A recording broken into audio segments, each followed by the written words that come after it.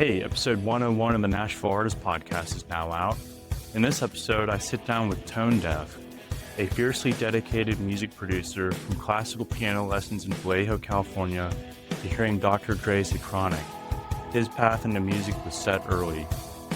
Tone's days are disciplined, 6 a.m. runs and hours of mixing, tweaking, and mastering tracks. His influences? Bay Area hip-hop, Radiohead, Green Day, and a teenage pirate radio station that sparked a lifelong obsession with sound.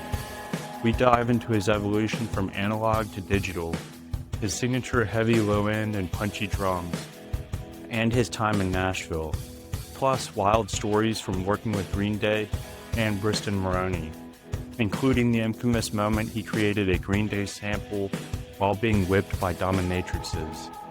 Tone's philosophy is simple: make high-quality music, stay consistent, and always stay true to your vision.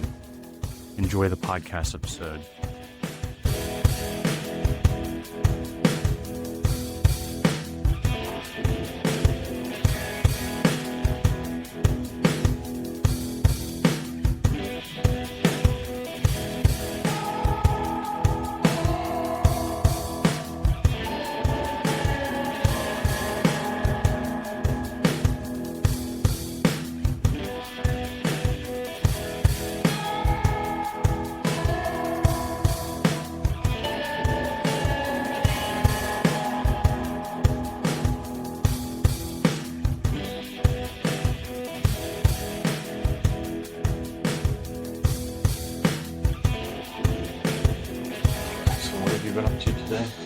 Today was kind of a lighter day, just doing mix tweaks for a couple artists. I can master the song too. Yeah, just finishing little blips and bloops up on a couple songs. Yeah, when do you usually wake up? 6 o'clock. Really? I'm an early bird. When do you go to bed? Midnight? Okay. So, 1 average sometimes. 6 hours of sleep? Yeah, solid 6. Yes. Do you take like sleep meds or anything? Nope, I sleep like a baby. Yeah. Do you have like a workout regimen? I do. I'm up at 6 in the morning, go running a few miles, come back. Nice. Just the start of the day. So I'm guessing you've been running in the heat. This week's been tough. Yeah. This week has been tough. I work outside and it can be a lot. It's that humidity. It just kills you. Mm-hmm. It's always tough to do that at this time of year, and like when it's February and it's like 20 degrees. Yeah. So it's always outside when you run. Yeah. You never go to a gym. It's my time. It's like my time. I don't run. People always say it's like you don't listen to music when you run. It's like, no, it's my quiet time. Ah. How many miles do you usually go? Like 3 to 3.5. I used to run like 5 every day. Wow. But it's like too much wear and tear, pounding on knees and stuff like that. Doesn't agree with me anymore. I understand, but you do that every day? Or 5 or 6 days a week. Wow. Yeah. So I'm guessing you don't really get sore anymore. Not really, no. Nice. No. Do you stretch beforehand? Yeah. Yeah. And then afterwards? Yeah. Nice. Got to do it. It gets harder and harder to do it the older I get. Do you lift weights or anything? Really light weights and stuff, and like push-ups, sit-ups, stuff like that, like where it's not calisthenics. Yeah, exactly. Body weight. Exactly. That's cool. No desire to be just jacked. You know what I mean? There's not a lot of weight to carry around. Yeah. If you get jacked, plus it takes more food to fuel that kind of body. Right. Yeah, I understand. Awesome. Well, we'll get started here. Hey everyone, welcome to the Nashville Artist. I'm Jordan, and today Tone Deaf is here. Thank you for coming over and doing this. My pleasure. Thanks for having me. Absolutely. So where are you from? I am from a little city in California called Vallejo, but it's like 30 miles north of San Francisco. So awesome. Do you have any siblings? I have 2 brothers. Where do you fall in? Middle child. Are they also into art and music? Not at all. What do they do? One is a computer programmer and owns a company in Ohio. It does like programming for like a pharmaceutical company. And the other one does more like handiwork and stuff like that. Like, what do you call it? Carpentry and stuff. What are their names? Rick and Tim. Rick and Tim. What about your parents? Are they into art and music? Not at all. What do they do? Don't play a note. My mom was a housewife, and my dad worked for was a submarine mechanic for the government. Yeah. God. Yeah. I bet he has a lot of sanity rituals. Going down underwater and then not seeing. He never went down. He never went down. But there was a shipyard in Vallejo. It was before they closed it down, and when they would come up, there would always be like submarines parked out there, and he would work on them and stuff like that. And he'd be like, "Can't tell you what I did today." Wow, that's cool. Government secrets or something. I don't know. Wow, but did he ever submerge? Nope, not one time. Dang. I know. That's lucky. No desire. I don't know if I would. Yeah, too much can go wrong. No. I think I'd rather be lost in space than lost under the ocean. Claustrophobic like this. So, yeah. Yeah. No and God only knows what you'd see down there that scare the crap out of you. Right. No thanks. So what were you into as a little kid? So they were not musical at all or anything like that. But at age 4, they put me in classical piano, and they said, "You are going to be a piano player." And I was like, I didn't know what really that meant. And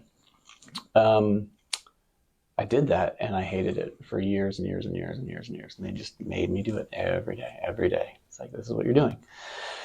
So I did it for years, and I got pretty good. And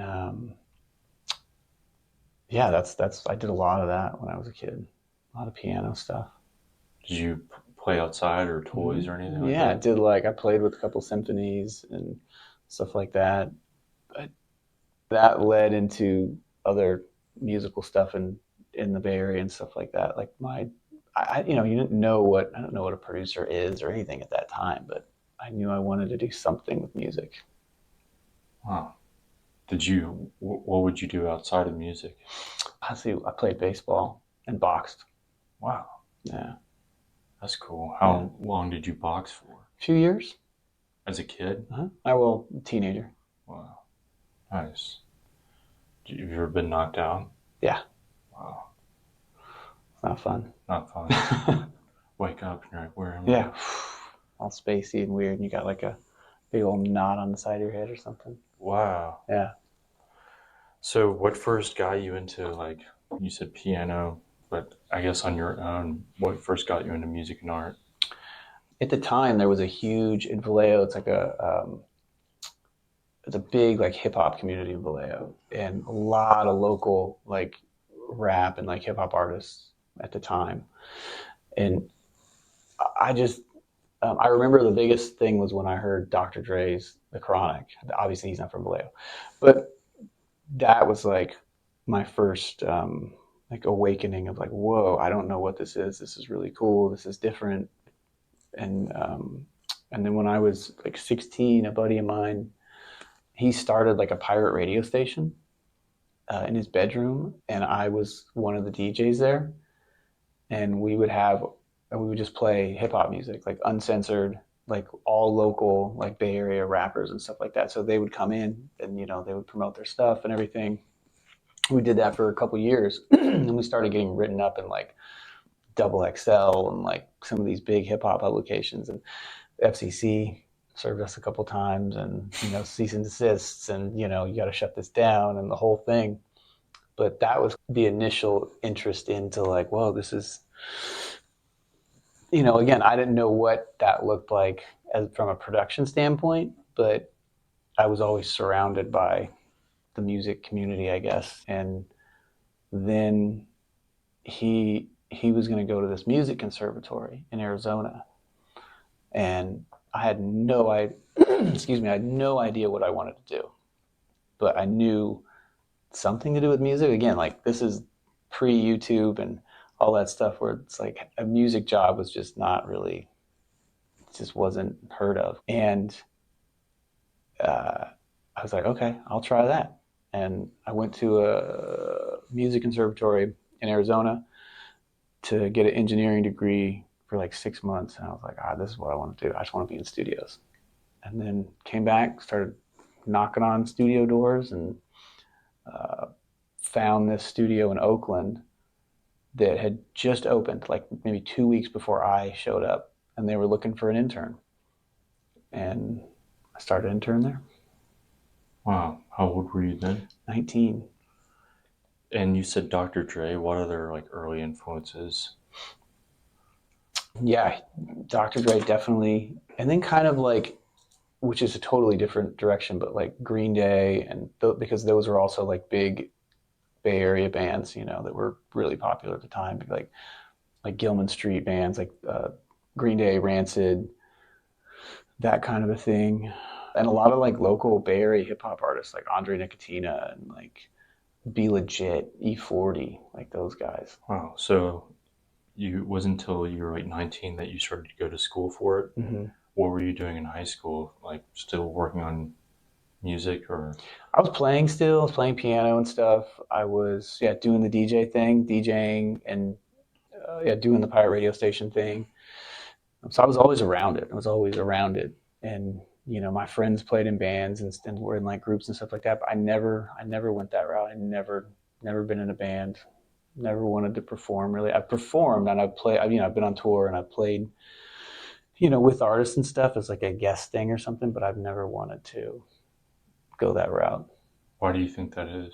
I don't know. I've always wanted to be behind the scenes. I Kind see. of like that better. I like the like figuring out stuff and sitting there and tweaking things and think more so than um, figuring out how stuff works as opposed to being out front. There's kind of an anonymity that comes Yes. with being behind the scenes, and like if someone does know who you are, that means they probably had to research and or like knew you because of your work. Whereas when you're the artist, people can know you for the smallest thing or the largest thing or know all about you. Mm-hmm. But it's like when you work behind the scenes, someone knows who you are. It's like, oh, you like research, like you figured it out. Like, Totally. Yeah. nice. So, I guess I could ask this later, but I figured I'd ask it now. Of all time, who are your favorite artists, All time, musicians, bands? man. Dr. Dre is definitely one of them. That album, like I know for a fact, changed my life. I love Radiohead. Um, Kid A, I love that album. That album too changed the way I listen to music because it was just so different. Like it sounded like nothing that I'd heard of at the time. And I remember when that came out, it was kind of like a rule breaker album. It's like, oh, bands can do experiment with these kind of sounds and go different ways, and it doesn't have to be drums, bass, guitar. You know what I mean? Like it was really a real eye opener for me. That album. Um, I love Outkast, AT Aliens. I love that album. What else? A great album. There's so many. It's too many. I love Tom Petty, Wildflowers. I think that's a perfect album. It's so different than any of the other things I said, but I like stuff that doesn't sound like everything else. Like Aphex Twin. Yeah, I'd say that kind of stands alone. sure. Or like One-O-Trix Point Never. Yeah, I mean, I guess they sound very similar.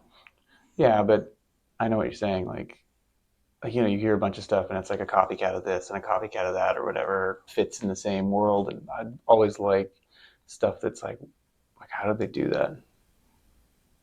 Yeah, I have a theory about Radiohead. I think that Radiohead sold out in the beginning so they get the budget to then write Kid A and OK Computer and all that. We'll write Pablo Honey and Mm-hmm. all this stuff, make hits, write Creep and all that. Then we'll get the money to make what we really want to make. That's right. I think you're right. Yeah, they never went back. Yeah, I know, exactly. Like, now that we're big enough, we can do whatever we want. That's right. Whereas most people go the experimental route in the beginning and then they sell out later. Yep. Very true. Yeah. So you kind of talked about it, but like what kind of initially drew you to producing, mixing, and mastering? What was like the leap from DJing and practicing piano and all of that? Like I said, like I didn't really know that a producer was a job. I didn't know that was a thing. And as I was interning at the studio, there was bigger producers coming in and bigger engineers, and they were bringing in projects, and it's cool to see like, oh wow, this is a thing. This is a real job, and it's a lot of hard work, and there's a method behind it all. And I always lean towards the production aspect. I always looked at the engineering side of it and the mixing side of it and even the mastering side of it, part of the production. Like I always saw myself as a producer, but it was just really valuable to learn all those other things. Just to know how to do all those other things, I think that helps me make better records that way, because I kind of understand that side of it. I understand this side of it as well. But yeah, I just started developing bands along the way while I'm interning and working at the studio, and a couple of them got record deals, and that kind of helped get my name out there. And then I was a part of a Green Day record when I was there, and that Green Day Warning, and that was like kind of the album that changed a lot of things for me. Wow. So like when considering an artist, what are important things, like considering producing, mixing, and mastering? What do you look for, like when an artist comes to you and is like, this is what I need done? How do you break it down or whatever? We'll meet first, hang out, and see if I'm the right fit or they're the right fit for me or whatever. See if we get along first, because that's a big part of it. You're going to spend some time with these people, and it's nice to, and there's nothing wrong. Sometimes you just don't, it's like, okay, we're not clicking in that way. Maybe I'm not the right person, or maybe just making sure that we are on the same page is important. Like, what are your influences? What are your ideas for your project? It's like, oh, cool. I can totally see that. I think I can help with that. That's the biggest part of it over anything. It's like, cool. Obviously the talent, obviously the songs, all that stuff is, I think, given, but just making sure before we go into a studio or whatever that we vibe and are on the same page. I think it's huge, really important. How quickly do you determine whether someone's not what you want to work with? Like, have you had a lot of experience where like, wow, this is not at all what I want to be doing? Definitely made those. This person is like too hard to be around.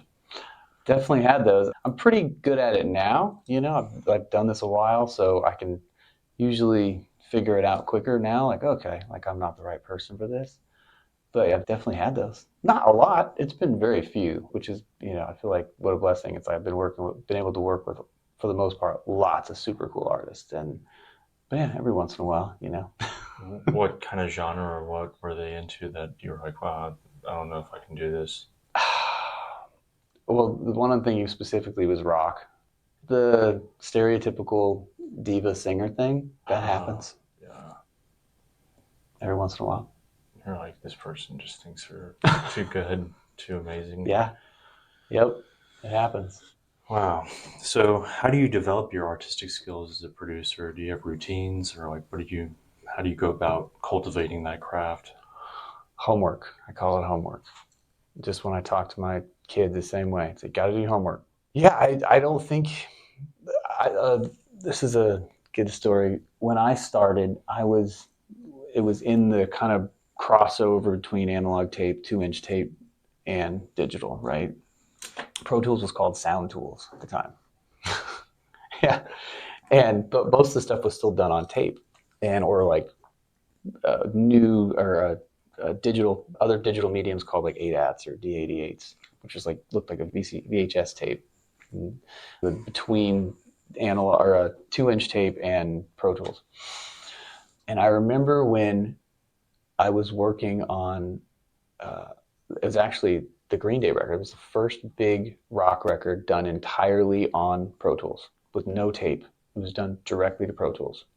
And one of the guys said, hey, he goes, whatever you do, learn this format. He meant Pro Tools. Learn this format and you will. And he meant whatever the next thing is, make sure you are up to date on everything, because he says you'll work forever. And I remember, because it was such a controversial thing at the time. I was like, digital sounds terrible. analog sounds. This is the real way to make records. It sounds better. It's all that stuff is just toys and it just doesn't sound very good. And I just remembered legendary engineers would just not, excuse me, would just not work. They would stop working because they refused to adapt to the times. So it's like I really took that to heart. Like, I'm not going to be that guy. I'm going to make sure that I'm doing my homework and staying current and knowing what's the next thing. So I dig a lot. I'm always digging. What's like a new piece of technology or software that you're like, this could be the next big thing? Besides the AI stuff? Yeah. You want to go down that rabbit hole? I don't know. What do you think of it? Get ready to bum everyone out. Yeah. We already think pop music can be like soulless in certain ways. Now it's going to be even. I think it's already doing it, but I think it's going to affect a lot of that stuff. But I was talking to my buddy this morning about it though, but most artists that I know, actually all the artists that I know and that I've worked with and stuff, they don't want to type in 3 prompts and their song's done in 30 seconds. They want to be in the room. They want to experience all these things. Well, and the one thing that AI will never be able to do and will never catch up is people still like to pay to go see someone live. So whether the AI makes a song, someone's going to have to perform it live, unless it's a DJ or something. Yeah. But people are going to want to see a performance. And so AI won't be able to do that. Yeah. Even when we had holograms and we had Tupac come back, it's like, that can only go so far. Yeah. And there'll be a pushback, right? There will be I don't want anything to do with AI. I'm making records this way. And I don't know. There's definitely, it's going to change some things. Yeah, probably in the pop world, probably in that world, and like the sync world, like we're licensing and commercials and stuff like that. But as far as like artists go, like music artists, I don't know that artist who's like, I can't wait to type this into my computer and boom, my song's done. I don't know that person. I want to outsource all my creativity. Right. I've never met that person. Yeah, no. I mean, yesterday I was on Instagram and I saw someone post about how this AI artist got on Spotify within like 3 weeks ago and now already has 300,000 monthly listeners. Jeez. And all of their bio and everything was like, looks like it's like written with ChatGPT, and the picture of them even looks like it's AI, like doesn't look like real people. And that's already like making money. Like, that's crazy. Pulling in listeners. And like people are like all enraged. I'm quitting Spotify, right? All this stuff. And I'm like, wow, it's here. It's here. Well, and that whole thing, the controversy with like Timbaland over the last like couple of weeks. What's the controversy with him? He signed an AI artist. He's developing an AI artist to his label or something, and that's got he's getting all sorts of pushback from it and everything. Wow. I mean, someone's going to do it. If there's any sort of exploitation, someone's going to be that person. Yeah. You know, for better or for worse, usually for worse, but it's weird that he would. I mean, he's such an amazing producer and he's got such a legendary just track record. I feel like to see him do that, it's just, oof. Yeah. I don't know. Maybe he's looking at it like Dr. Dre with Beats. Right. I'll put my name on this like piece of merchandise and then it'll make me a billionaire. It's my retirement. I'm out. Yeah, exactly. I mean, yeah, same with Michael Jordan and Jordans and everything else. Put your name on it and then... Okay, so can you walk us through your creative process from like early mixing to mastering to final form? Sure. It's always a little bit different just depending on the artist and stuff, but say an artist and I'm not involved in the writing or anything. They come to me and they say, I've got 5 songs and I want them produced. We meet, we hang out, we talk about the songs, we're all on the same page. It's like, great, let's do these. It's a little bit different if it's like a band or a solo artist and they have friends playing, or if I'm playing a lot of stuff and they're playing a lot of stuff. So that's always a little bit different. And I don't really care. I don't really care if I play. I don't care if I don't play. It's like, I think that I prefer to be a chameleon. If I need to be really heavy-handed on something, I'm completely down to do that. But if I also need to be really hands-off, and that's the way the record's going to be made the best, I'm totally down for that too. So yeah, we would, depending on what studio we would use, we would record basic tracks. And again, it's always a little bit different on how we would do it. Like sometimes it's like, all right, let's get the rhythm tracks first. Let's get all the drums first. Let's make those perfect or perfect. You know what I mean? Like the vibe is right.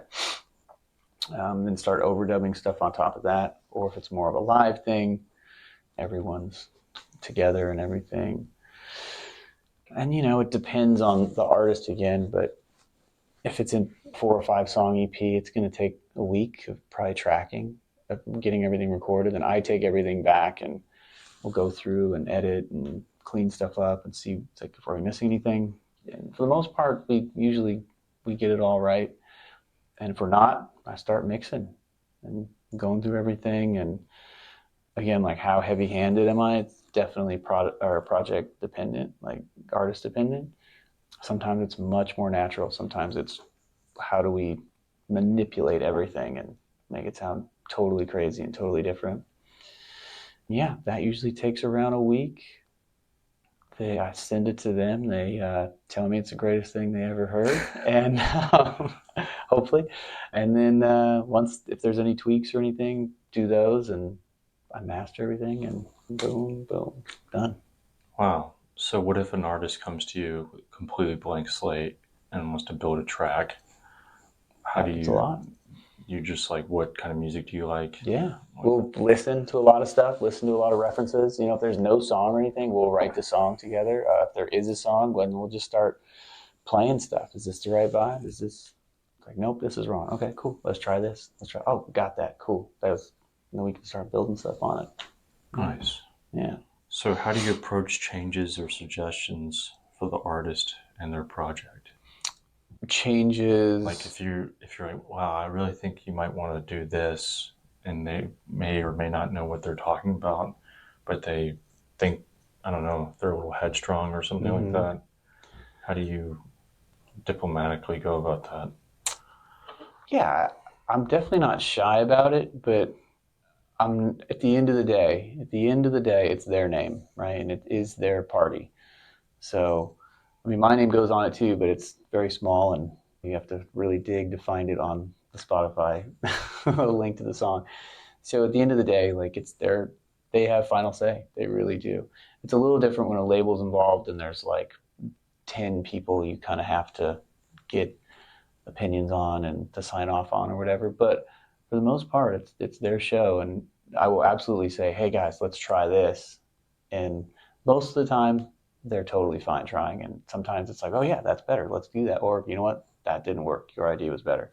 I mean, the artist, and I think not having an ego about it is you just, to get anything done, you have to have that. Yeah, be willing to compromise. I think that's the best music. I think it's obviously people with strong ideas is a good thing too, but I still think collaboration and compromise and people that have done it for a longer period of time sometimes can help that. And oh wow, this is cool, and this takes it in a different direction, or it just makes it a little bit better. And nice. So where do you find inspiration for your work? Are there specific artists or movements that influence you? Honestly, like outside of music, you mean? Sure, all encompassing. It's a big question. Yeah. I don't have a lot of time to do much else. I haven't had a lot of time, fortunately enough, to do much else. I mean, it really, most of it does come from music, just doing it every day and kind of being surrounded by it all the time. Yeah, constantly learning. Yeah. Yeah, I think that's a big thing. Going back to like the staying current with like technology and stuff like that is just always having a willingness to learn stuff, and from other artists, from other producers, from whatever else. Have you had to learn AI for making music? I've used some AI stuff more on like programming stuff, like elements. I use AI elements, but never like we need a song that sounds exactly like this, and do go. I've never done that. Like maybe like for research or questions, Yeah. and then it like tells you like maybe use this piece of equipment. I haven't done that, but there's a couple programs out there that kind of like do. It's more like parts. It's like, okay, I'm looking for a weird affected piano thing, and it'll come up. It'll give you like 10 different like weird affected piano things. You kind of just audition them and see like, okay, that kind of works, and you can either use that and put it into your template, into your song or whatever, and build stuff off that, or that's a cool idea. Let me do our version of that. So that part's helpful for sure. Yeah. What piece of technology is that?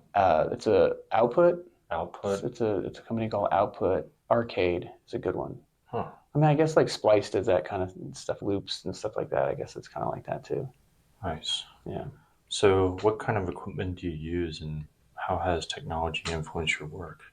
So I used to have racks. I mean, this high, all the way around me of like hardware gear, racks of it. I would be literally surrounded like a half moon behind me of just all sorts of like cool preamps, cool compressors, cool, that cost tens of thousands of dollars. And I don't have any of that anymore. I get rid of all of it, which is crazy. And that was just the way everything was going. Like, I noticed a few years ago, like maybe 5 years ago, like I just would stop. I was using less and less and less and less until maybe about 2 years ago, I was like, I haven't even turned this on in like a year, like any of it. And I would talk to my buddies who, some of them are pretty big mixers or big producers or whatever, and like, oh yeah, we're completely in the box now. You got to get on board. Like I got rid of all my outboard gear a year ago or 2 years ago. I'm like, oh, that's shocking, but it's changed dramatically. But adapt or die, I guess. Wow. Yeah. And even the same thing with like virtual instruments and like guitar amps and things like that. I used to have a room full of guitar amps and this and that. And it's just like slowly but surely, it's like it's gotten so good in the box. And a lot of people were sending me stuff. It's like, oh, I did this at home in Logic and da da da da. It's like, wow, the guitars sound great. Okay, well, let's just keep that. And kind of the same way. Wow. Yeah. Yeah, so I guess studios are going to become, there's not going to be many storage rooms. I mean, does it replace them? I mean, there's still a place for that for sure. Like when everyone's in a room and you feel the volume and all that stuff, it's definitely different. But I don't know, it's gotten really good, and the positives probably outweigh the negatives at this point. Being able to change stuff later, being able to, while we got something that's really good or really close, and we can adjust it later if it's not the right tone or the right sound, and just like the recall factor too. I can pull a mix up 2 years later and it's exactly the same. Wow. As opposed to going to a console and a big studio and recalling it on a console. It's like, oh man, it's never going to sound the same. Oh wow. Yeah. It's a big one. And plus, if you're on an airplane, you're just like, oh, I can make the edits now. I've done it. I was in LA tracking a record last year, and in the morning, we didn't start till, I don't know, noon or 1. In the morning, I was finishing up mix tweaks on a band from London. And I just pull it up on my laptop, finish, okay, we want A, B, and C tweaked on this song. Then send it back, and I finished that record in my hotel room before my other session started. Wow. So other than AI, how do you see the future of producing and mixing and mastering changing? What do you think there's going to be more of, less of? Like the last few years has been like so session based, meaning like labels and younger artists are like, hey, let's just do a song, let's do a song, let's do a session, and as opposed to making albums or EPs. And I feel like that's starting to swing, the pendulum's starting to swing back towards that a little bit. I think because it's just a slightly unrealistic way to make music where it's like, okay, cool, we're going to go in, never met you before, we're going to go in and do a song, but we only have 3 hours because we have another one of these in the afternoon. Well, so it's just cool, we write a song, or even if the song's done, we'll produce it out, even though it's as quick as we can to get something that's presentable. And sometimes you just never see the other person again, or if there's a label guy, it's like, cool, we can put that out. And it's just like, well, hang on, that was never meant to be put out because this is just a quick thing or whatever. That's happened so much, I feel, in the last few years that it's really, in some ways it's good, but in some ways it's bad because stuff starts to sound all the same because it's being done. Just the time and energy usually just isn't spent as well on it. And none of the albums that all these people are comparing their stuff to are made that way. Oh yeah, like Asia by Steely Dan. Well, yeah, that's the extreme of that. Yeah, but I hope that like EPs, like projects, are really making a comeback. I hope that. I still feel because you can split it up however you want to split it up. Like if you want to release just singles on Spotify or whatever, you can do that. But I hope it just is different when you're just doing a song at a time, a song. There's no cohesiveness. Yes. You get into anybody who's ever like made an album or an EP or whatever knows that feeling where you kind of get into the zone, you kind of get into a groove, and you just can't do that with one song. Yeah, there's no conceptual feel to it. Mm-mm. Just like their own little islands.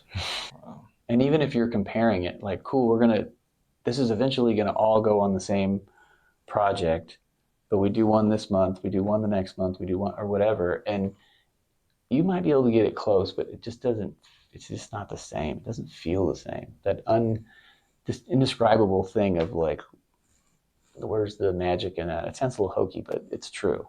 It sounds like they're trying to keep up with the market and not necessarily the artistic kind of vision. It's like, this is what we have to do now? Okay.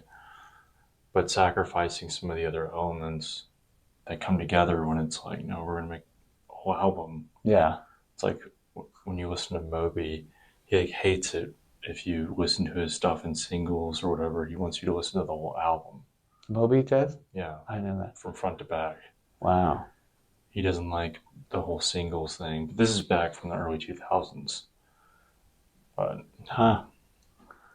Yeah, it's different. It's a different thing. Yeah. So how would you best describe your sonic signature or aesthetic? I guess because I kind of came up in the hip hop world is I've been told, and I hear it too, like I'll have a little more low end, a little more thump in my drums. That's just kind of how I hear stuff. Even if there's crazy guitars and all sorts of stuff, like I just naturally hear stuff just a little heavier in the low end and definitely a little bit drum heavy, maybe too loud. I don't know, but that's kind of I would say that, and probably my vocals are too loud. Everyone says that, but I like them just over the like top. That. Yeah. I feel like that's the most engaging part. That's what people really pay attention to. Yeah. Singing's got to float over everything. Yeah. What's the most challenging or rewarding project you've worked on and why? Challenging and rewarding. I'll tell a Briston Maroney story. We were doing an album in Kentucky. This was Indiana, what would be Indiana. So he had just signed to Canvasback Atlantic, and he wanted to do the project at this place in Kentucky. And I had never heard of the studio. And he was like, "Oh yeah, I think he said Raylan Baxter did a project there, and that's what led into the studio." I was like, "Okay." I looked at the website, talked to the studio manager. I was like, "Okay, cool, let's go." And the A&R guy flew in, and we drove to Kentucky from Nashville. It was only like an hour away. It was on this big farm, and we show up. And I'd spoken to the assistant, the studio manager, like, "Hey, this is what it's going to be. We're showing up this day." here's the setup list, which is what you do. Here's a setup list. It's going to be a 3-piece band. And they usually you show up and it's like, everything's pretty much set up or they're getting going or something. We show up and it was this giant room. Like it kind of looked like a hoarder's like nightmare, like or heaven, one of the two, however you describe it. Like, and it was just this hall of just stacked up gear of just recording gear, guitars, amps, everything. Most of it didn't work. The door to the control room was a sheet of plywood that didn't really shut. Like most of the equipment just wouldn't turn on or wasn't plugged in or anything. So the A&R guy's freaking out, like, hey man, what do we do? Let's go. Let's pull the plug. We're out of here. And I'm trying to keep everybody calm. So, hey, go over here. And so we literally built or made this studio work for Indiana. And that's how it happened. Wow. It was crazy. I still don't know how we made that record in that amount of time with all that stuff. Were y'all about to like go find another studio? Yeah. Oh yeah. Oh, if the A&R guy had his way, he was ready. He was like, let's go. Let's get out of here. Wow. And it was such a weird place. There was all these boxes like this big of rubber bands everywhere. And we're like, what is this? It's like, I guess the owner's wife came from rubber band money. And it was this huge rubber band company. I forgot. I think it was out of business, but that's where, like, I guess they bought the farm and everything. It was this massive rubber band company, which is so random. And the owner of the land was this guy. He was like, I think he was 80 years old, and his name was Beautiful Bruce, and he was a WWF at the time wrestler. Wow. Yeah. And he was in his 80s. Oh yeah. And he was a WWF wrestler. Well, he used to be. Well, yeah. But his son was the guy who kind of ran the studio and everything like that. Yeah. So you stay there on the property. So you stay there. The shower was just not usable. It was crazy. So basically no one showered for 5 days, which is great. Always great. Everyone just is this close and everything stinks and it's awesome. And just the conditions were just not great to stay in. It was kind of like Texas Chainsaw Massacre, like living quarters. It was just not great. And the last day, everything's packed up, we're done, finished everything, and the band had left a couple days ago. The A&R guy had left. It was just Briston and I, and we were going to just drive back to Nashville, and that was it. So we get in his truck, and the owner's son comes up and he goes, hey, are you guys leaving? He's like, yeah, we're leaving. He comes up and he goes, hey, I'll show you the cabin up here. Next time you guys record here, you guys can stay at the cabin. And we're like, okay. We drive maybe, I don't know, 200 yards up this little hill, and there's this like 2-story like cabin. And we're like kind of looking at each other, and we go in. It's this immaculate facility. Like it looks like a Lake Tahoe or like wow. Aspen. It's got flat screen TVs everywhere. There's a sauna, and it's empty. And Briston and I are just looking at each other like, why couldn't we stay here while we were here? Yeah. And I'll never forget that drive back. I don't think we said a word because we were both just so shocked by it. You're like, yeah, like we stayed in like a little hovel. Yeah. Yeah, didn't bathe. Like, come on, man. Like, at least this place is a shower. And then you show us this? Yeah, it's right. Exactly. You do this now? It was shocking. Wow. How did you link up with Briston? Briston's friend, who's my friend too, he called me one day. He's like, hey, my buddy Briston wants to make a record. And I was like, okay, cool. And he's like, he's right here. He puts him on the phone with me. He's like, hey, man, I'm Briston, blah, blah, blah. He had heard something I did with this other artist in town named Hank Compton, who is a great artist. I think he's a writer at Big Loud now. He's great. And I was like, okay, cool. I was like, send me some songs. And he sent me all the songs on Carnival. Freaking Out. He sent me Under My Skin. He sent me all those. I was like, wow, these are great. And a month later, we were in the studio making a record. Wow. It was that easy. It was that simple. That was what, back in 2018? maybe 17. 17? Yeah, right. Yeah, it was awesome. We did that in 5 days. I remember either the second or third day, he dropped out of Lipscomb, and yeah. What did he, like when you asked him what kind of artists or music are you influenced by, like when you asked that question, what did he say? Let's see. At the time, it was the Districts, and do you know that band? No, never heard of him. I think they're from New York. They're great, really cool. If you listen to that record, you'll go, oh yeah, you'll hear some of the influences for sure, especially on that first EP. Big Thief, Masterpiece was a big one at the time. Those were the two main things at that time, yeah, on that album. Wow. I was like, I get it, let's go. Awesome. Yeah, it was great. Man. And I mean, easiest person to work with. Yeah, dude. Easiest person, man. So easy to be around. Yes. Yeah. So he's always super fast with vocals, super fast. Like he'll sing some of those songs in like one take and be like, I don't know what else to do. And he's like, I don't know. I don't know what else to do. It's great. Perfect. But I remember Rose, he was singing it over and over and over again. And which is not how any of the other songs happened. And I was like, man, do you want me to leave? And he starts laughing. And I'm like, I'm serious. Like, I'll hit record and I'll walk out of the studio and I'll come back in 5 minutes. And if you don't think we have it, I'll do the same thing. He's like, you don't mind doing that? No, man, let's do it. So we did, I don't know, 2 or 3 or 4 of those, and that was it. Nice. He's like, yeah, because he's definitely not shy or doesn't get intimidated or anything like that. But that was such a personal song to him. He just needed that space to do whatever he felt like he needed to do to get out of it. Wow. Yeah. That's cool. Yeah. It's really cool. We kind of talked about this earlier, but like how do you typically approach the early stages of building a track with an artist? Like you said, like you ask them about their influences.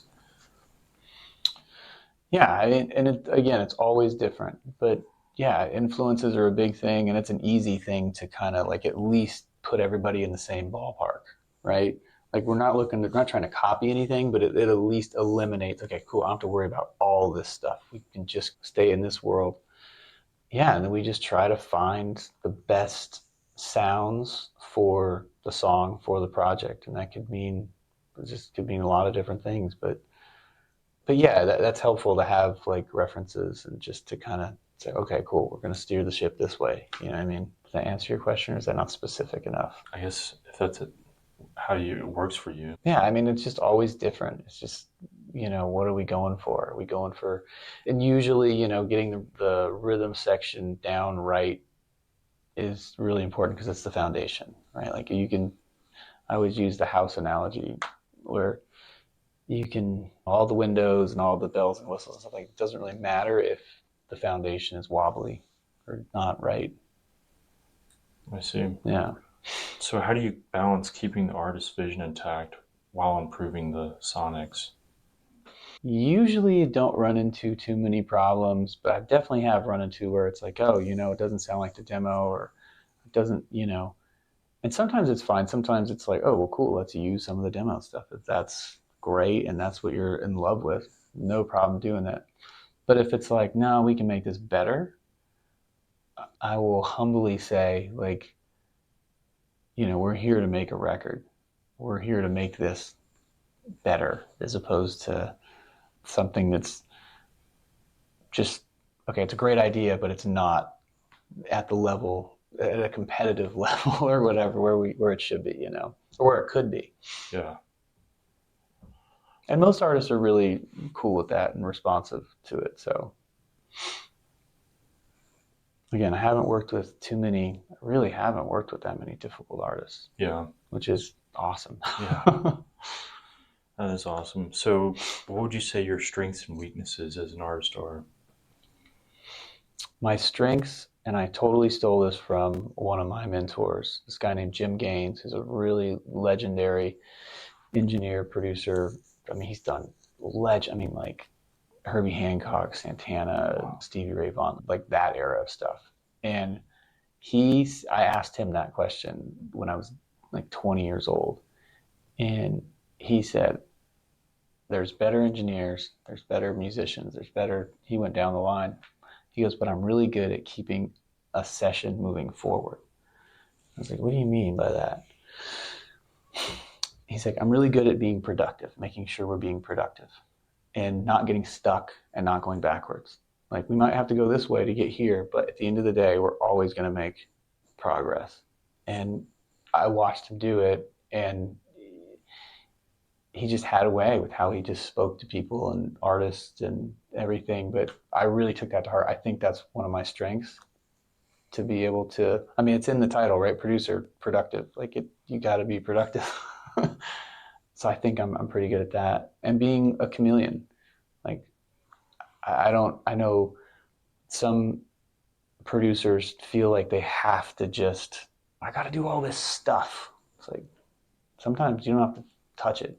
I think being aware of something that's really great and kind of getting out of the way, is knowing when to do that, is and it's learned, but is one of my strengths too. Nice. Yeah. You asked for weaknesses too, man. Yeah. I'm sure I have a bunch of them. I don't mind so much anymore, but I hated when other people mixed stuff that I produced.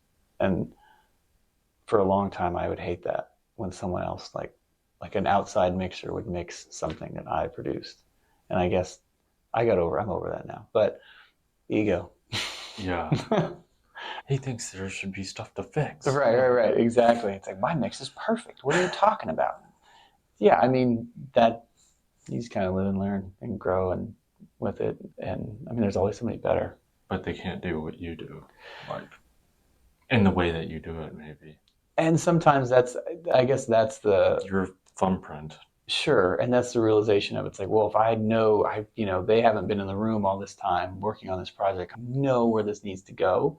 And if it's like that, I'll put my foot down where it's like, I really know where this needs to be. And for the most part, people are like, cool, great. But if it's like, the label wants this guy to do it, or we want to try this guy to do it, it's like, okay, cool, have at it.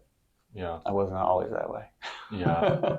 That took a while to choose your battles. Yeah. And maturity, yeah. Nice. Maybe it's better that way too, So, I don't know. I don't know everything, that's for sure. Yeah. So how long have you been in Nashville now? About 3 years. And what initially brought you here? I've been coming to Nashville about 7 or 8 years.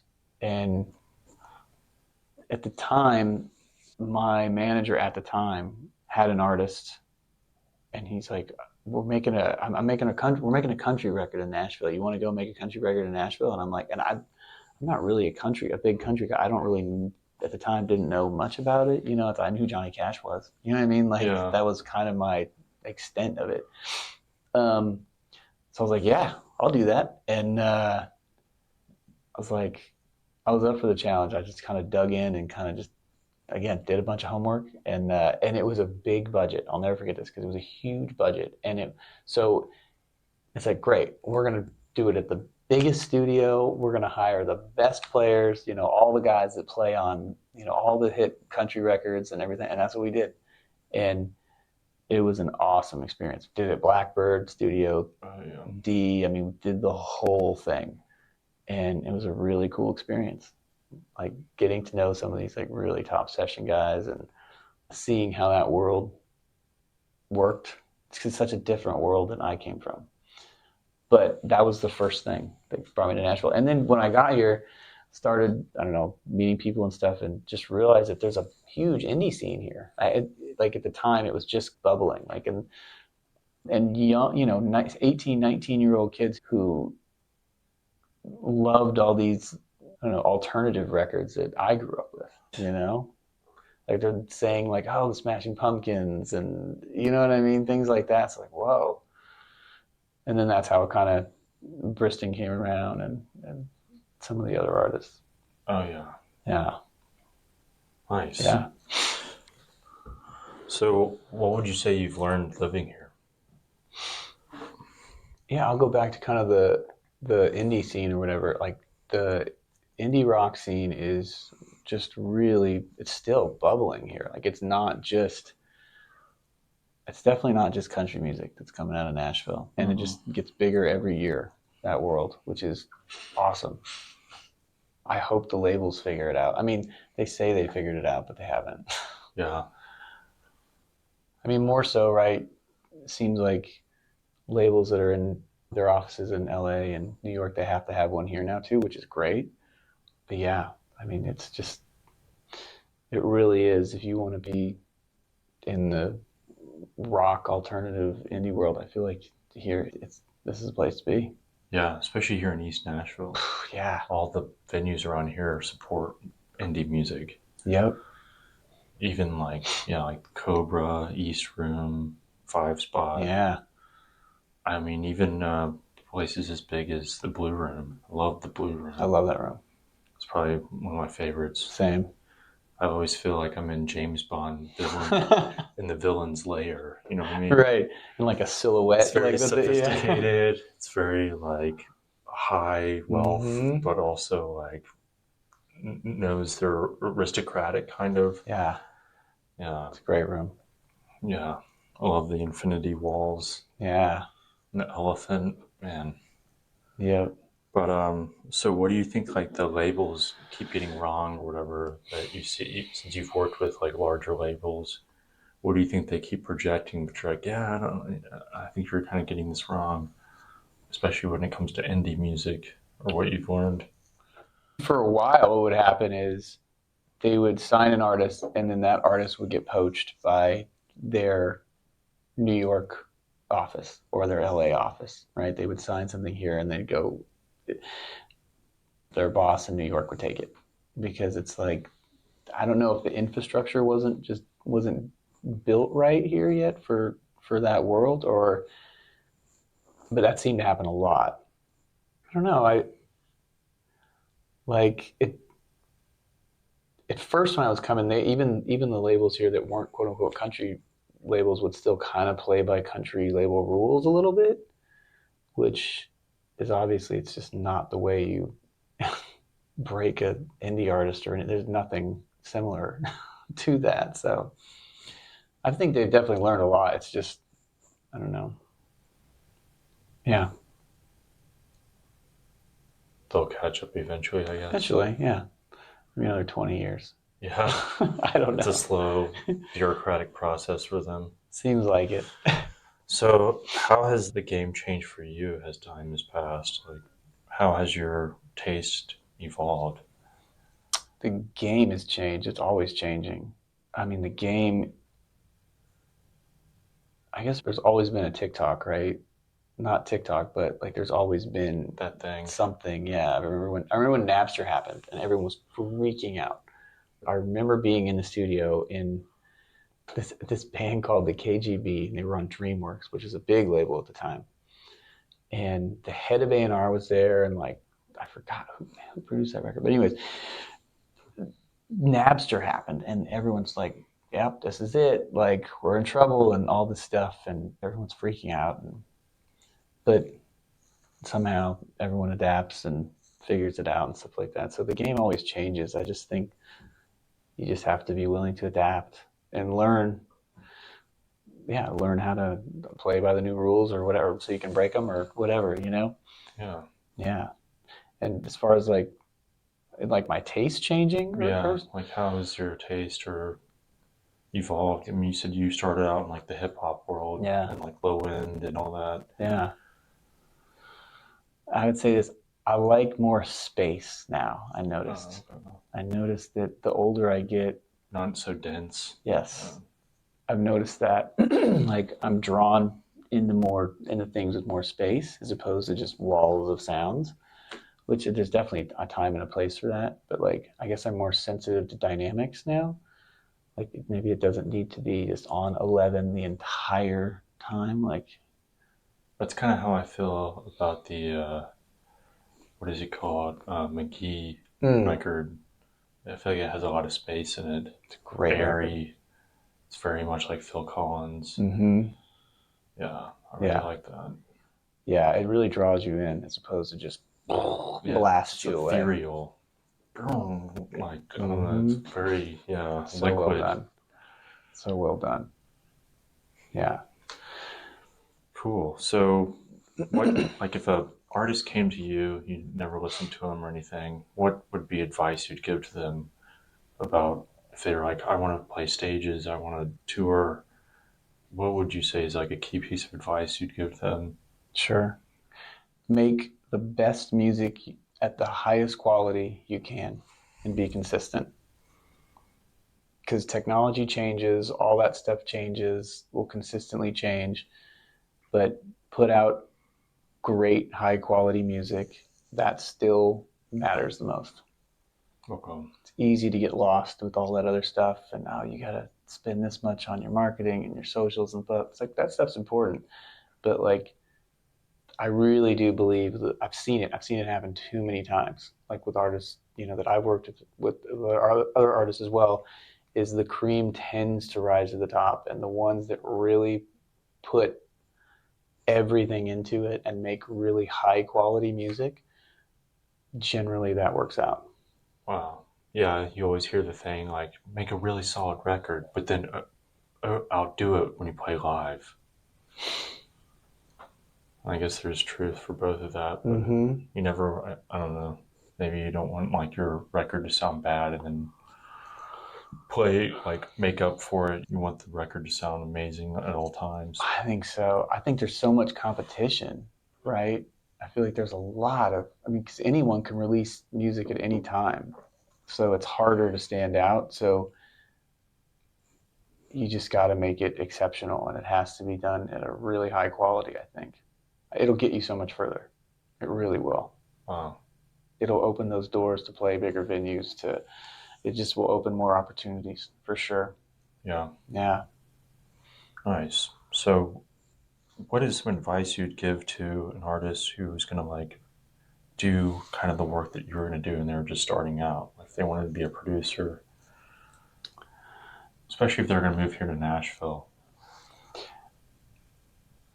Couple things. I mean, it's changed a lot because the way it used to be is you'd intern at a studio, at a big studio, and like how I did it, and you get under all these different producers and engineers that are really successful, and you kind of, if you depending on how long you're there, you get to see all these different tastemakers' abilities and like skills and stuff, and you kind of just pick and choose. Like, wow, I really love the way this guy does this. I don't like this, so you can kind of take the best qualities of these really really great producers and engineers, and that's kind of how you develop your sonic signature or whatever. It's different now because most people don't start producing that way. They buy a laptop and Logic, and they just start making music, and it's great. I think you have to be able to record at home now. You have to be able to know your way around um, that world.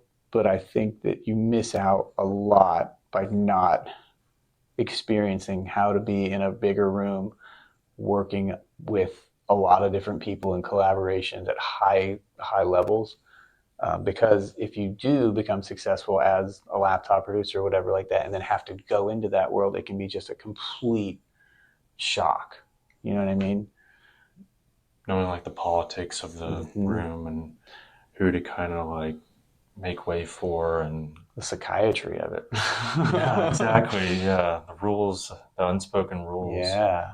How do you deal with somebody that's Fevered really egos. difficult, and this guy doesn't really like this guy, and how do you figure that stuff out?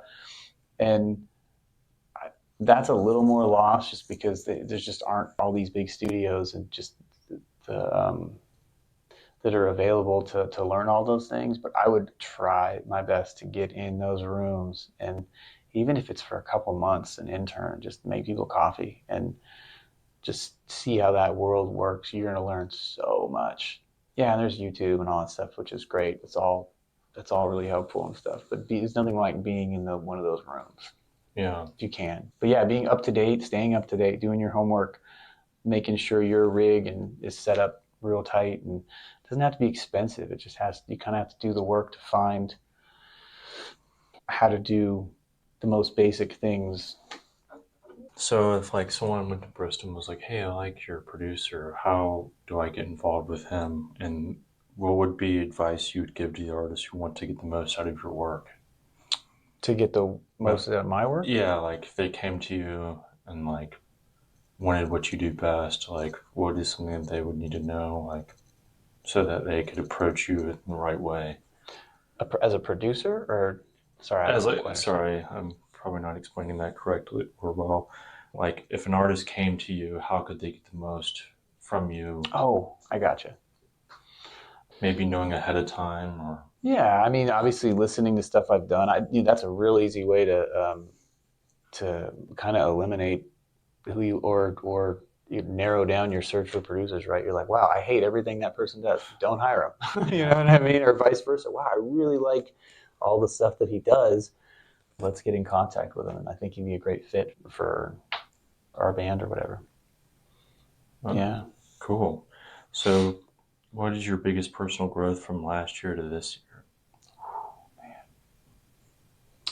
Personal growth. You know what? Going back to going to more shows. This happens every few years where I'll like no, I'll not stop going to shows, but like I'll get a little lazy and I just I'm not going to go to that show tonight. I'm not going to. I've been doing that a lot more this year, and I've really been enjoying it more. Yeah, Yeah. putting yourself out there, Yeah. even though when you feel like you've made all the connections you need to make, you're like still like, Yeah. I need to like let spontaneity Yeah. lead to something I don't know about. Yeah, you never know who you're going to meet, who, you might see the best band of your life that night. You just don't know. And a year ago, I got just getting lazy and just, I'm tired. I've been in the studio all day. And, but this year I've been much better about that. What would you say is the venue you frequent the most? The Blue Room, Yeah, yeah. for sure. We've probably been at the same show there. I'm sure we have. Yeah. Yeah. Yeah, I love that place. I want to play there one day. It's a great room. Man, okay. So who are all the artists that you've worked with? Maybe just like a quick. Yeah. Briston Maroney, he's a big one. Yeah. Green Day, another big one. Huge one, yeah. Yeah. Gatlin, she just got signed to Dual Tone. It's a great label here. Let's see, Lindsay Lomas, Charlie Adams, Hank Compton. I mentioned him before. He's amazing. If you haven't listened to Hank Compton, you gotta check his stuff out. He's great. The Moss, band out of Utah. Really, really great band. Let's see, Taylor Bickett. She's awesome. Case Cleo, RC Drive. Those are all kind of the newer artists and stuff.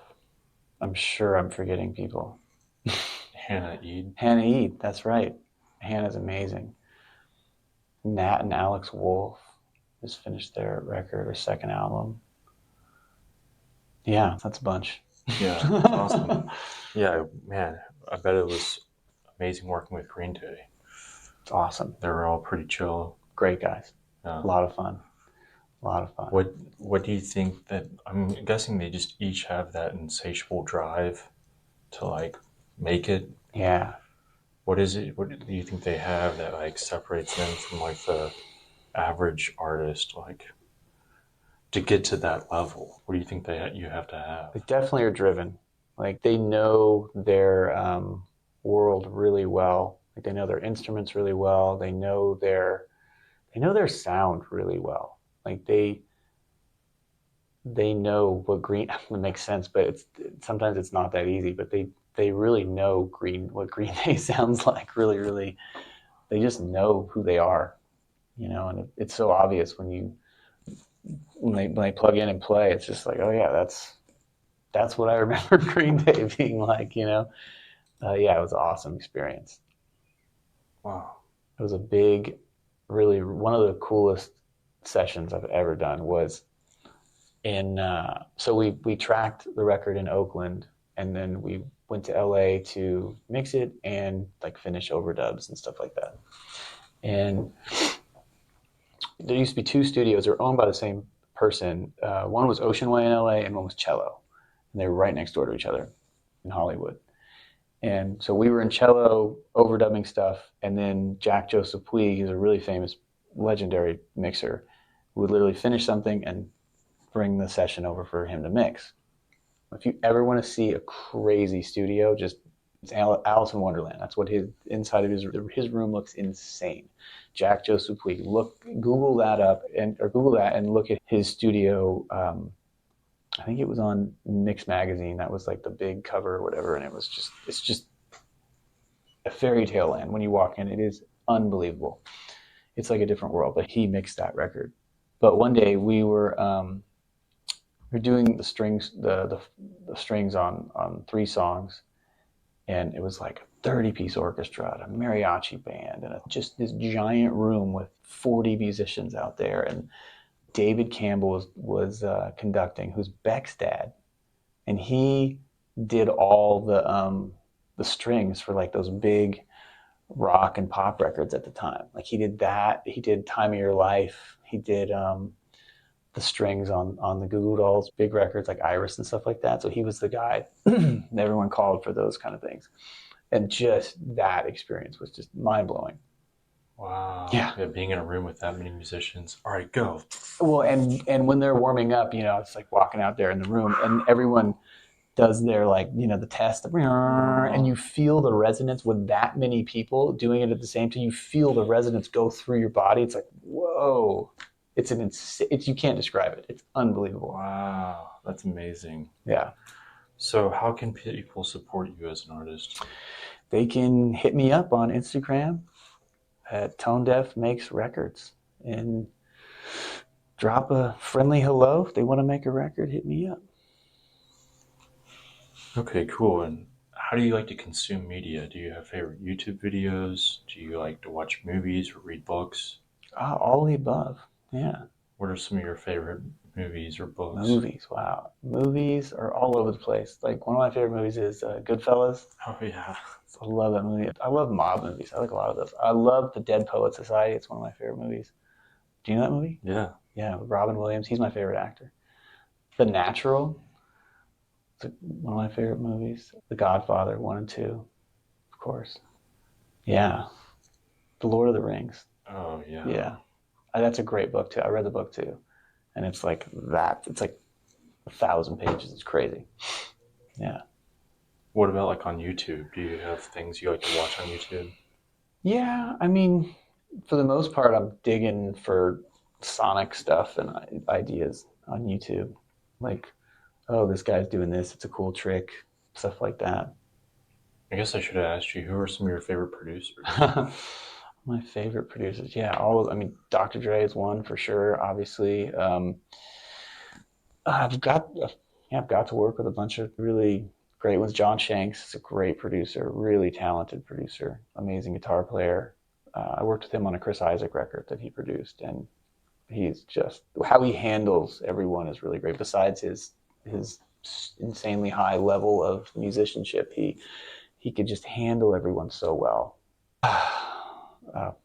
I'm getting lost here. Ron Fair is a great producer who also ran Geffen and for a while. I'm spacing on all the producers. Do you like Sylvia Massey? Yeah, she's great. Yeah, from Tool. Yeah, early Tool records. She did Undertow, right? Yeah. Yeah, she's great.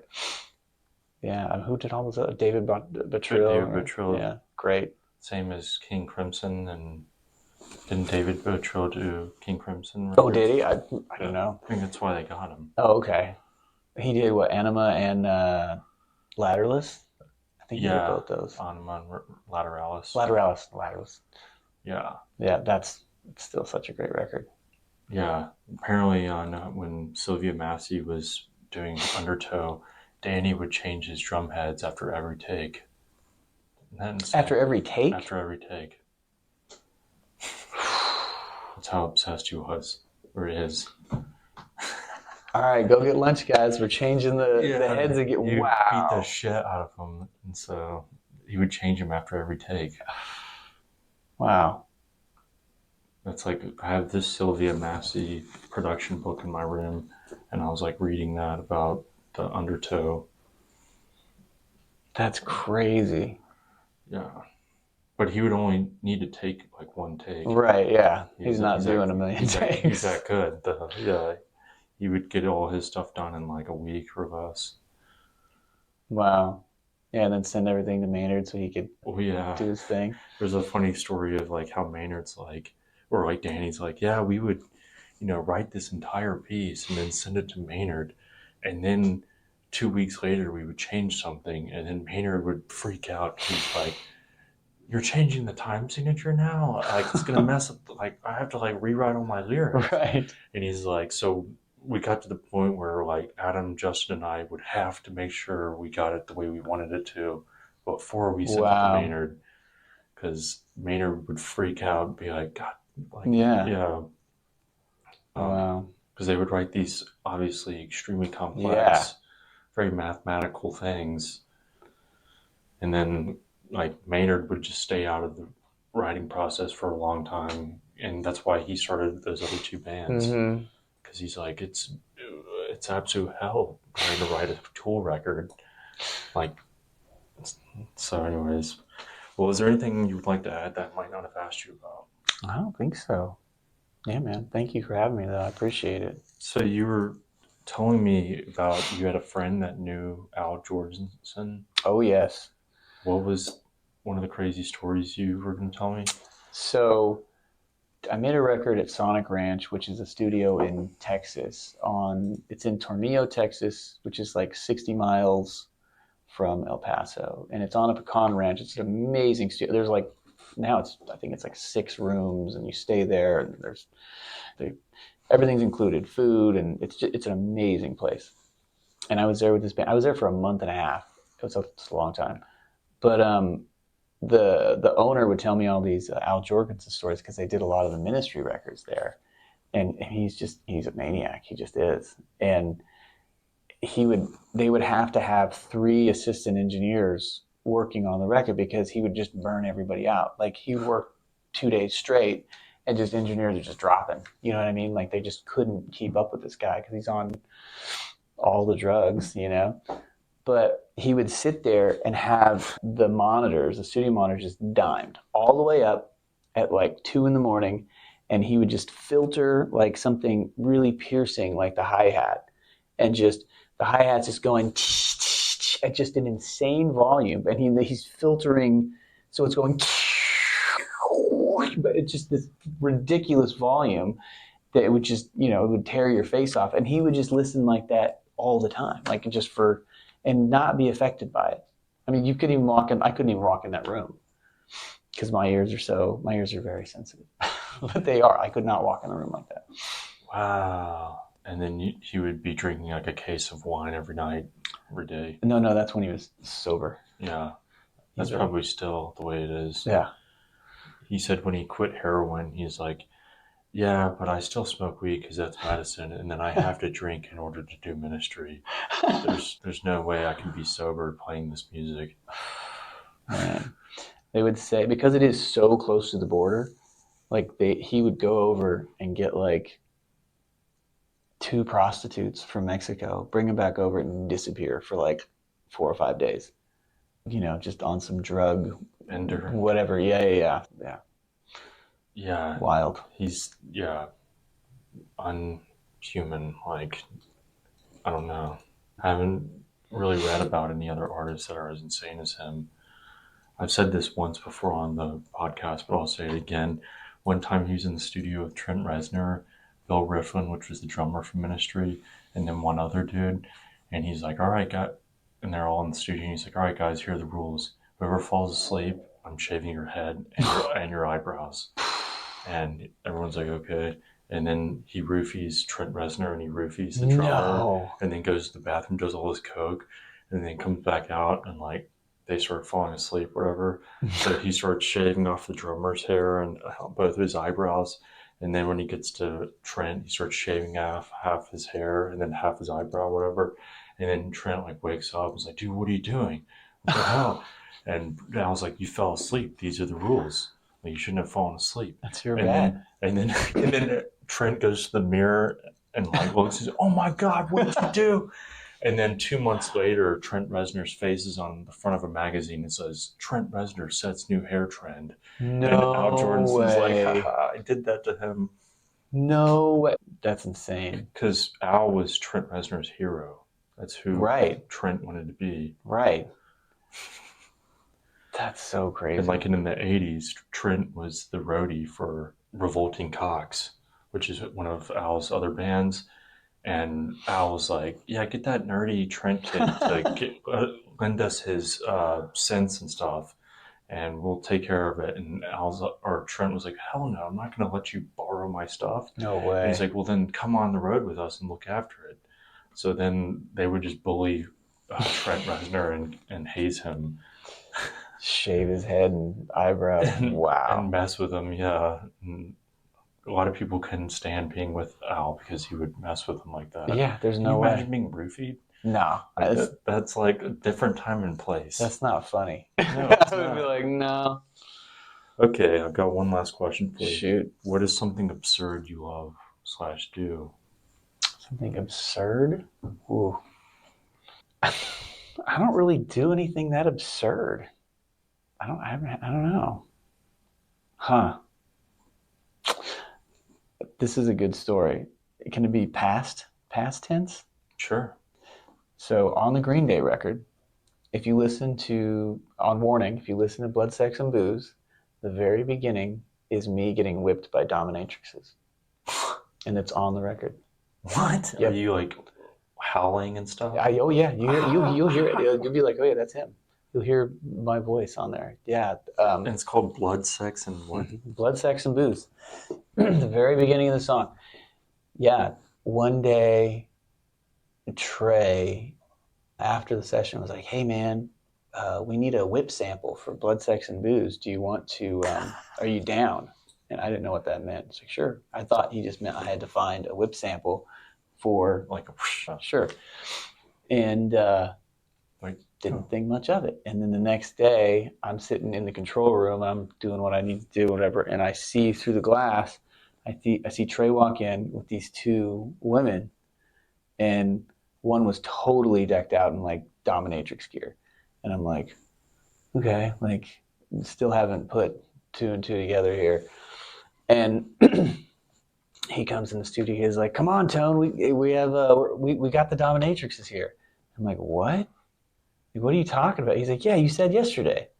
I'm like, oh, okay. I still wasn't really understanding. It's like, okay, I'll put some mics up and, whatever. He's like, no, you got to come out here and get whipped. And the other woman got changed too, and they were all like in dom gear. And yeah, she had two bullwhips whipping me on the back for that sound. bare skin? Oh, yeah. Dang. Yep. Did it leave marks, I'm assuming? Yeah. And that, of course, was the day that their label was there, their management was there, the drum tech was there, the guitar tech was there, and of course, everyone was there watching that. And like, sit back, gentlemen. This is how you make a gold record. That's right. So yeah, that's pretty absurd, I would say. That is extremely absurd. That's hilarious. Yeah. Wow. Yep. Amazing. Thank you. Thank you. This.